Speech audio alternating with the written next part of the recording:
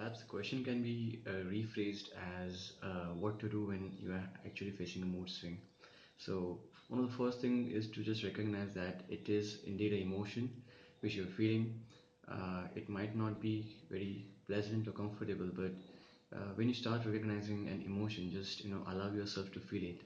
And as you're feeling it, just maybe you can just ask a question that, what is this emotion trying to teach me?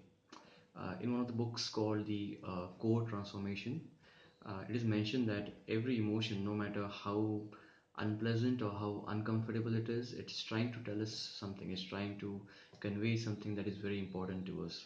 So, especially if you're facing an emotion which is very discomforting and which is very painful, it's trying to convey something. So, try to listen to your emotions, don't avoid it, don't stalk it for a while, because again, it will come to you in much more intensity, because it is a part of your mind trying to tell you something that something is not working well, and you need to pay attention to it. You need to pay attention to your emotions.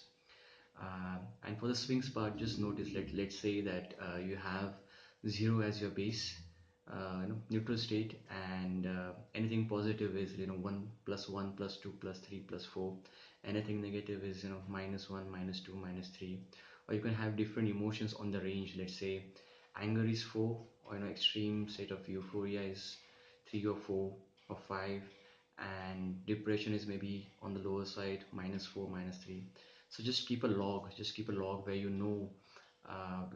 every day what emotions you went through from the start of the day.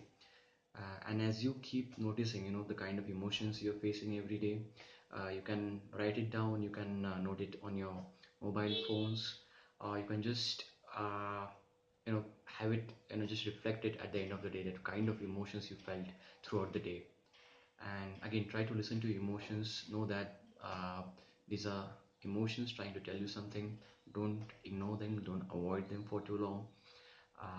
Also, exercise is extremely important, not just for physical fitness but mental fitness as well. uh, According to many researchers, and I currently did a research on meditation as well, so you can also meditate. But physical activity actually it recreates neurogenesis in your brain. So new neurons get your brain develops new neurons, and same happens through meditation. A lot of gray matter increases in your brain, so there's a lot of emotional control you develop because of increased gray matter concentration. And like, there's a lot of host of researches you can read online of what happens when you meditate and do physical activity.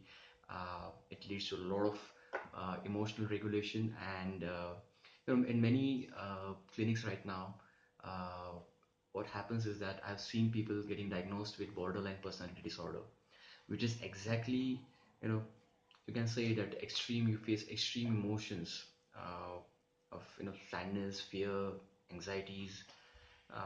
So basically, what I've seen the pattern is that currently people are not into emotional regulation anymore. They are avoiding their emotions. They're trying to just dump them, sometimes under some substance. So uh, my advice is that just meditate, do physical activity, recognize your emotions, ask your emotions, what is the intention? If you're feeling profound depression, is it because you lost someone and you can look for someone else? If your future dreams are not working out, maybe you can just chunk them down, make it more digestible, comprehensible, and just go for it. Accept a few things, that certain things are not changeable, certain things are. And you know let me know how you